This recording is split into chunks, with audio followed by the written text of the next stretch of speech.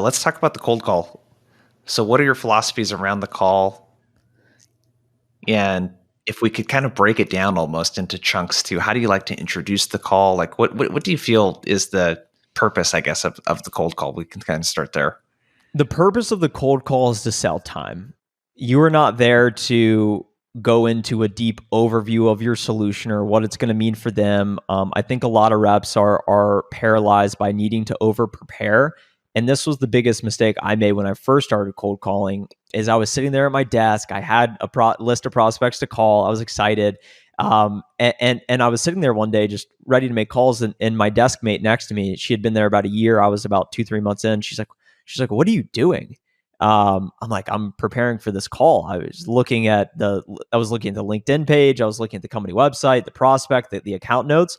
She's like, just press call and figure out what to say after. So that to me is the best philosophy before you start making calls. Press call and then figure out what to say. Given if you're an enterprise rep and you have 10 accounts, you probably want to do a little bit of preparation. But the majority of us who have a lot of accounts, SDR, account executives even, just press call and figure out what to say later. So it starts with making the dials. When I get into the actual dial, I have a few cold call principles that I'll share here today. It starts with what you say isn't as important as how you're saying it. And this comes through the experience piece.